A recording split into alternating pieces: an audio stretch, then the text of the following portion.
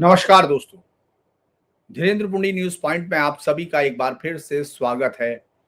आज हम फिर से केरल की राजनीति के एक ऐसे अनछुए पहलू की तरफ बात कर रहे हैं जो इस चुनाव में बीजेपी का एक बड़ा हथियार साबित हो सकता है। और मैं बात बिना किसी आधार के नहीं कह रहा हूं, मैं इसके लिए आपको बाकायदा आंकड़े भी दूंगा और ये नाम है 2020। आपको लग रहा होगा ये क्रिकेट जैसे नाम का इससे क्या लेना देना, लेकिन जो दक्षिण की राजनीति को नहीं जानते उनके लिए ये क्रिकेट का नाम हो सकता है। लेकिन केरल में ये एक ऐसी पार्टी है जिसको इस लोकतंत्र का नया चमत्कार समझा गया था। आज से 10 साल पहले जितनी तेजी से आपने केजरीवाल को दिल्ली में उभरते देखा, उतनी ही धूमकेतु की तरह ये पार्टी उभरी थी। और इस पार्टी ने जब प्रधानमंत्री मोदी तिरुवनंतपुरम पहुंचे तो उससे 2 दिन पहले एक बड़ा गठबंधन किया। उसकी तरफ उत्तर भारत के दर्शकों की और राजनीतिक विश्लेषकों की निगाह कम ही गई, क्योंकि वो राजीव चंद्रशेखर जो केरल में बीजेपी के अध्यक्ष हैं, उन्होंने T20 के अध्यक्ष के साथ मिलकर एनडीए में 2020 को शामिल किया। और ये दांव क्या है इस पर बात करेंगे, लेकिन आप ये समझ लीजिए कि केरल जहां कभी कम्युनिस्ट और कांग्रेस का राज है, यही लोगों के जहन में आता है और बीजेपी एक नई पार्टी के तौर पर उभर रही है, वहीं ये पूरा दांव बीजेपी को केरल में जमा भी सकता है और एक ऐसी पार्टी जो सीधे सत्ता की तरफ जा सकती है ये भी बना सकता है। क्योंकि 2020 एक ऐसी पार्टी है जो कंपनी चलाने वाले की है, यानी 1000 करोड़ से ज्यादा बड़े साम्राज्य की एक राजनीतिक शुरुआत जो आपको उत्तर भारत में दिखाई नहीं दी, वो दक्षिण भारत से शुरू हुई थी और केरल से हुई थी। अब यही आदमी मोदी और शाह की टीम में है। ये बड़ा दांव है कि रिस्क, इस पर चलिए बात करते हैं। बशर्ते आप जो वीडियो देख रहे हैं पहले लाइक कर लीजिए, सब्सक्राइब कर लीजिए और शेयर कर दीजिए ताकि हम आगे की तरफ चलें।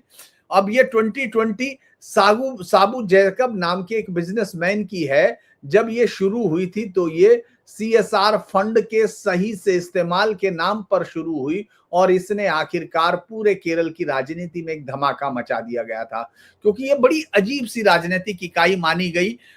एलडीएफ और यूडीएफ के बीच में उनके साथ शामिल ना होकर इसने अपने आप को एक पैरेलल नया राजनीतिक नैरेटिव देने की कोशिश की।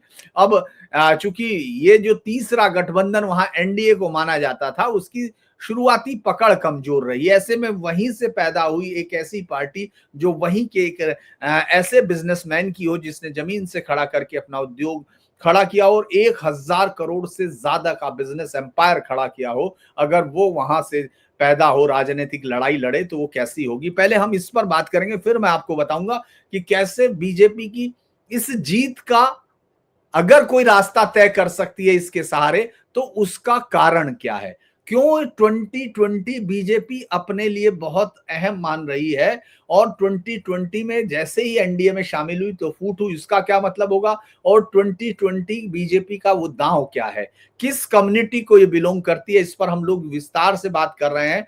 केरल में जो T20 एक ऐसी कॉरपोरेट समर्थक विकास केंद्रित पार्टी के तौर पर सामने आई थी जो पारंपरिक राजनीति से बिल्कुल अलग थी। पार्टी की स्थापना 2015 में हुई थी पार्टी के तौर पर, लेकिन इसकी जड़ें उससे पहले गहरी हैं। T20 की शुरुआत एक एनजीओ के तौर पर 1912 में हुई थी। ये माना जाता है कि ये लगभग उसी समय रजिस्टर्ड किया गया और केरल के एर्नाकुलम जिले में ये है कि झक्कबकम्बलम गांव है। नाम थोड़ा सा प्रोनाउंसिएशन में अगर कोई केरल का व्यक्ति है तो वो मेरी बात से नाराज ना हो, चूंकि मैं अपनी इस कमी को स्वीकार करता हूं कि इसमें शायद प्रोनाउंसिएशन में थोड़ा बहुत गलती हो सकती है या वो केरल के टोन में नहीं होगा। तो मैं फिर दोबारा बताता हूं कि जकम्बलम ग्राम पंचायत में सक्रिय हुआ ये संगठन अन्ना कीटेक्स ग्रुप, एक वहां की कॉर्पोरेट सोशल रेस्पॉन्सिबिलिटी के विंग से शुरू हुआ। जो मैंने बताया कि जो कंपनियां 2% का फंड अपने लाभ पर सामाजिक कार्यों में देती हैं, सोशल वेलफेयर फंड जो सरकारों ने क्रिएट किया था, भारत सरकार ने, उसके बाद इसमें इसको आप 2% को आप देते हैं, लगाते हैं फायदे के।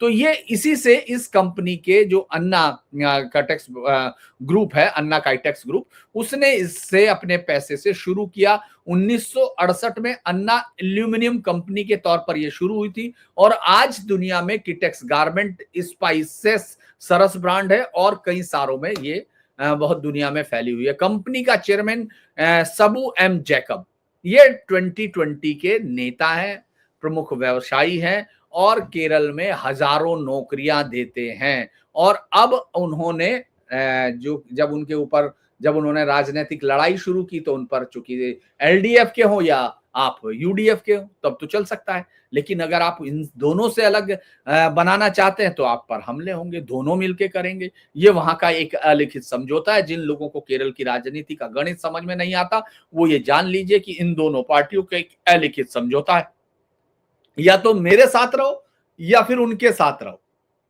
तब तो चलेगा। यानी एलडीएफ के साथ रहो या यूडीएफ के, अगर आप इनके कहीं अलग जाएंगे तो फिर आपका सही नहीं होगा, फिर आपको हम छोड़ेंगे नहीं। यही कारण है कि बीजेपी में जब कोई भी शुरू हुआ, याद कीजिए बीजेपी के लोगों पर या संघ के लोगों पर कितने जानलेवा हमले हुए, कितने लोगों को अपनी जान गंवानी पड़ी, क्योंकि या तो मेरा हो या उसका हो, किसी तीसरे का तो नहीं हो सकता। ये वहां की राजनीति का। तो जब अन्ना आए और ये साबू ने शुरुआत की तो उनको मजबूरी में यहां से तेलंगाना में जाना पड़ा। अब चूंकि पार्टी की शुरुआत हुई 13-14 में, किटेक्स ग्रुप ने इस गांव में जो कि जगम कम्बलम में एक सीएसआर की गतिविधियां शुरू की। क्या किया? पहले सस्ते किराने की दुकान खरीदी, राशन के स्टोर जहां चावल 1 रुपए किलो देना शुरू किया, मेडिकल सुविधाएं दी, आवास योजना, जल संरक्षण प्रोजेक्ट। चूंकि केरल की जिंदगी में आपको मालूम है कि पानी वहां कितना इंपॉर्टेंट है, ब्रेक वाटर का वही सबसे बड़ा इलाका है। इससे स्थानीय लोगों में उसको लोकप्रियता मिली। शुरुआत में तो ये एक एनजीओ के तौर पर, लेकिन धीरे धीरे लोगों को लगा कि यार ये तो बहुत ही शानदार सा प्रयोग, एकदम नया प्रयोग है। और उस समय दिल्ली में अन्ना आंदोलन भी चल रहा था। आपको मालूम होगा कैसे कैसे मैले कपड़े साफ हुए अन्ना की बीन बजाने से। जैसे हम लोग सुनते थे फरिश्ता की बीन बजी, मैले कपड़े चल दिए साफ होने को, तो वो तमाम सारे मैले कपड़े जैसे वहां पहुंचे, इसी तरह से यहाँ भी एक बीन बज रही तो लोग पहुंच गए, भाई ये तो बड़ा शानदार नया मॉडल है। तो अब चूंकि कॉर्पोरेट समर्थित मॉडल था, लोगों को लगा कि भाई करप्शन तो होगा नहीं क्योंकि उस आदमी के पास खुद ही इतना पैसा है। तो ये जो है एकदम लोकप्रियता बढ़ गई। 2015 के लोकल बॉडी के इलेक्शन शुरू हुए और 2020 पार्टी ने पहली बार चुनाव लड़ा। ये बड़ा इसलिए क्योंकि ये 2020 तक, इसलिए इसका नाम भी आप जान लीजिए, ये था कि 2020 तक ये केरला को विकसित कर देगी उस लेवल तक कि विकसित देश उसके बराबर आके खड़े होंगे। ये उसका एक प्लान था, इसीलिए पार्टी का नाम रखा गया 2020। तो अब चूंकि वैसे अब उसने 2030 कर दिया था, क्योंकि जब देखा 2020 में कुछ नहीं होगा तो उन्होंने किया।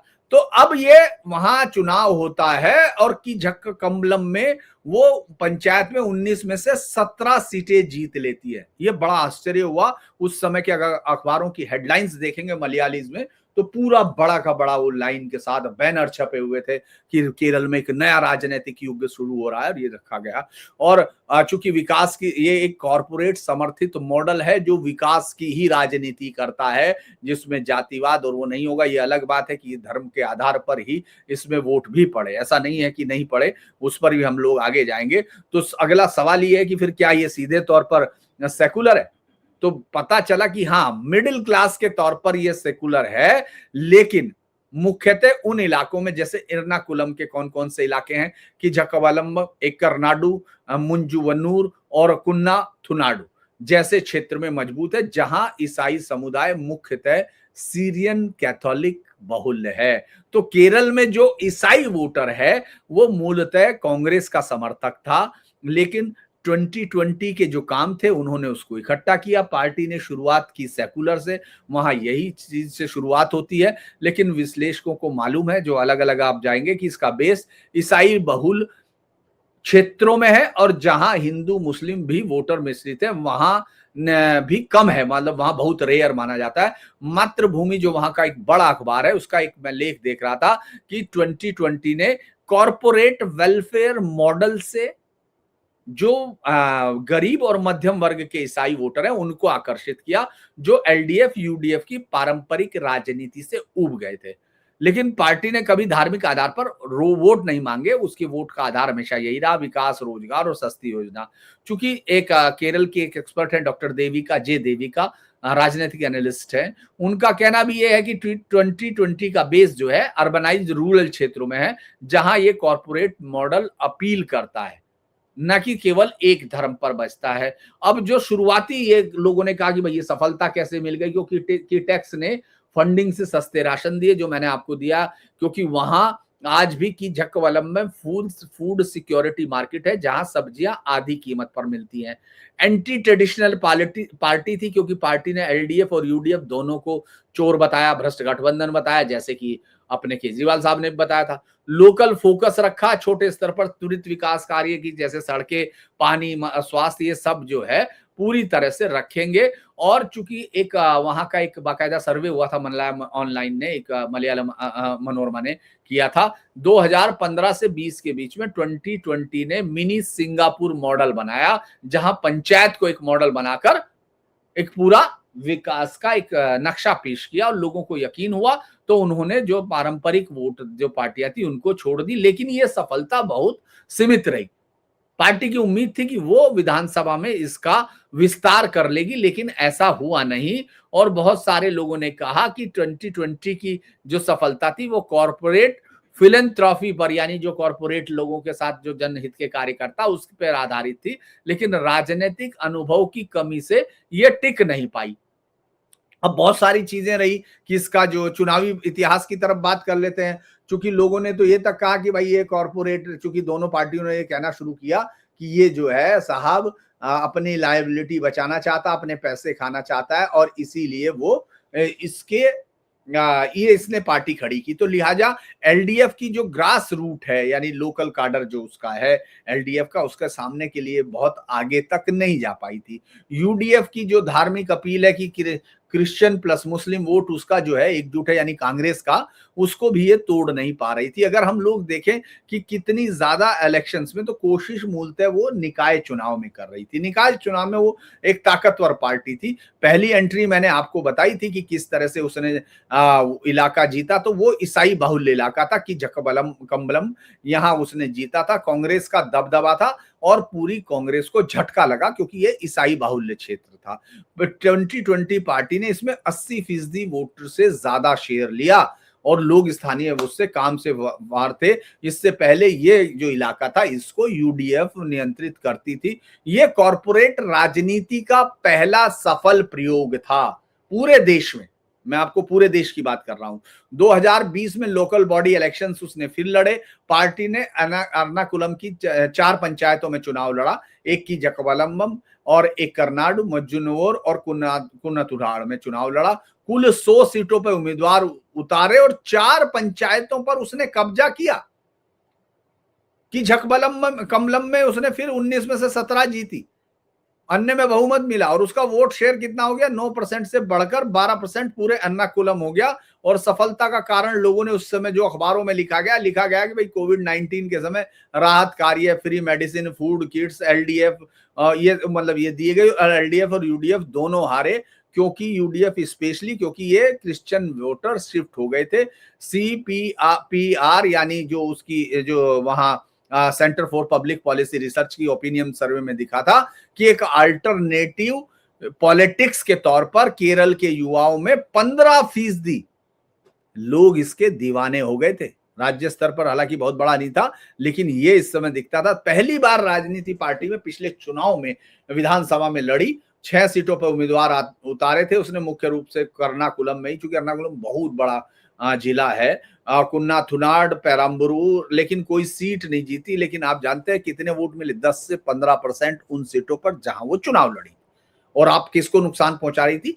कांग्रेस को नुकसान पहुंचा रही थी। कुन्नाथुनाड में 2020 के उम्मीदवार ने 20,000 से ज्यादा वोट लिए, जिससे यूडीएफ का उम्मीदवार हार गया। यूडीएफ की हार की जिम्मेदार वही बनी, क्योंकि ईसाई वोट स्प्लिट करने की ताकत थी। इसीलिए मैं यही बताऊंगा कि बीजेपी किस लिए आ रही है, ये ताकत के पीछे ये जान लीजिए कारण क्या है। क्योंकि जो उस समय के एक्सपर्ट्स ने कहा कि 2020 ने वोट स्पॉइलर की भूमिका निभाई, यानी आपने आपका वोट जीतने नहीं दिया, स्पॉइल कर दिया, एलडीएफ को फायदा हो गया। वो ये पार्टी का बेस लोकल था और राज्य स्तर पर इसका संगठन नहीं था, इसीलिए जो है इसको बहुत दिक्कतें हुई। लेकिन 2024 से लोकसभा इलेक्शन में नहीं था, उसने कोई बड़ा रिजल्ट उसके पास नहीं था क्योंकि उसने बहुत बड़े कोई उम्मीदवार नहीं उतारे और अपनी लोकल स्ट्रेंथ बचाने के लिए उसने इसमें नहीं उतारे उम्मीदवार, ये कहा गया। अब 2025 का निकाय चुनाव इस पार्टी के लिए थोड़ा दिक्कत थी। इन्होंने रिक्शा करने को 5 में से 4 में से इनके 2 ये हारे, 100 में से केवल 89 प्रतिनिधि चुने गए, पहले से कम थे क्योंकि एलडीएफ, यूडीएफ और एसडीपीआई की एकजुटता एक साथ हो गई, यूडीएफ की जीत हुई।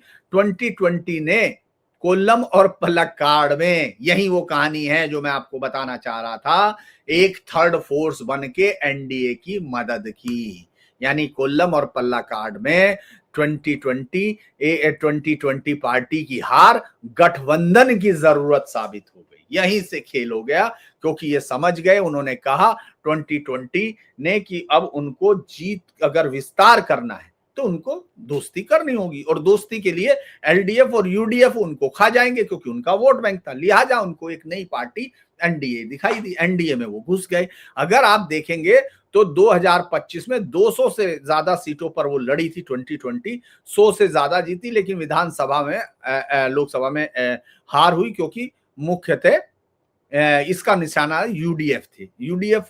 इसीलिए उसके बाद अब हम लोग जाते हैं कि ये एनडीए में जो गठबंधन हुई है वो स्वतंत्रता की नीति छोड़ने के पीछे कारण क्या था, क्योंकि जब 23 जनवरी को पीएम की विजिट के दौरान औपचारिक तौर पर एंट्री हो गई, उससे पहले 22 जनवरी को सबू जैकब और राजीव चंद्रशेखर ने घोषणा की थी कि अब हम एक अलग बदलाव की तरफ जा रहे हैं। सबू जैकब ने कहा कि 2025 के चुनाव में एलडीएफ, यूडीएफ, एसडीपीआई यानी जो सोशल डेमोक्रेटिक फ्रंट है, पीएफआई का जो स्टूडेंट विंग है, उसके नेक्सस से खतरा हो रहा है, इसीलिए गठबंधन जरूरी है।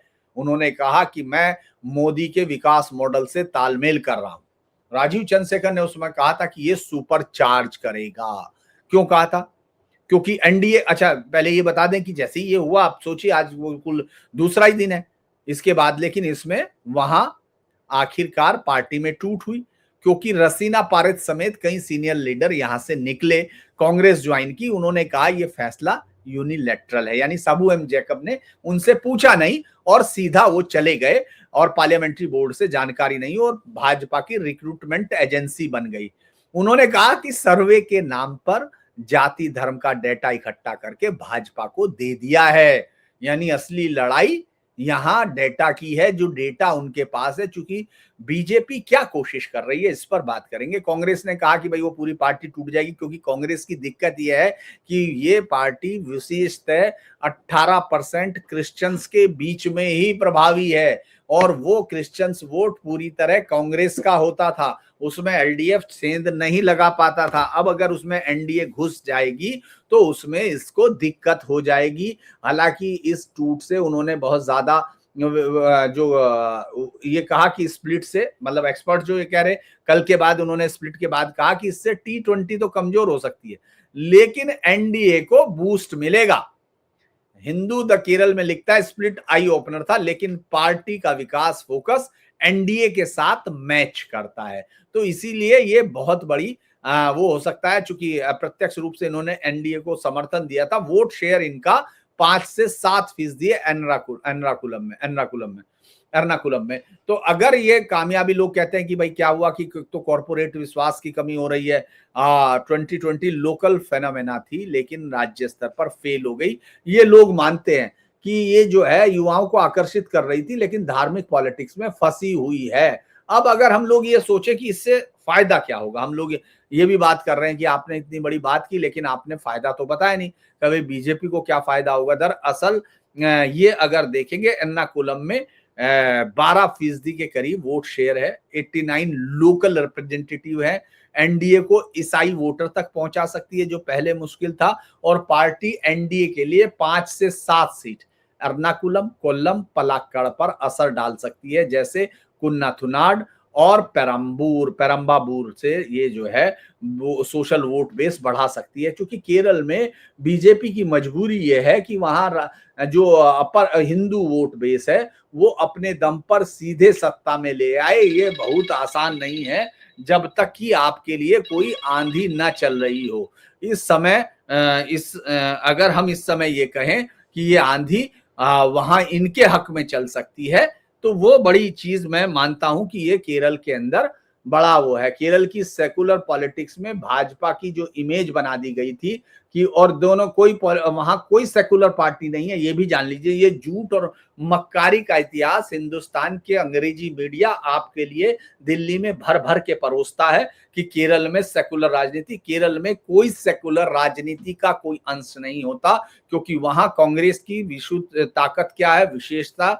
कि वो सीधे तौर पर मुसलमान और ईसाई वोटों के दम पर ही जीतती है, और सीपीएम हिंदू वोटों के दम पर जीतती है। जो ये नाटक करती है कि वो हिंदू वो सेकुलर है, बदले में वो सनातन के तमाम मंदिरों पे कब्जा कराती है। सनातन धर्म को पूर्ण रूप से नष्ट करने में कांग्रेस के वहां के नेताओं की मदद करती है। अब ये लंबे समय से केरल में बीजेपी इसी बात से जूझ रही थी, क्योंकि यहां उसको ये सांप्रदायिक सांप्रदायिक कह के उसको रखा जाता था। ये कहा जाता था साहब बहुत उच्च साक्षरता दर है, तो यहाँ वो नहीं है। लेकिन अगर आप देखेंगे बीजेपी का वोट शेयर लगातार बढ़ रहा था, क्योंकि पार्टी के राष्ट्रीय जो एनडीए के सहयोगी हैं, भारत धर्म जन सेना जो बीडीजेएस है और एजावा समिति के बीच में बड़ी इंटरेस्टिंग उन्होंने अपनी पकड़ बनाई है। लेकिन अब क्या होगा? अब मिशन 2026 में अमित शाह ने कहा हम एक विकसित केरल चाहते हैं, जो 11 जनवरी को वहां गए थे। तो अब इसमें पार्षदों की संख्या बढ़ी है, वो बढ़ी है।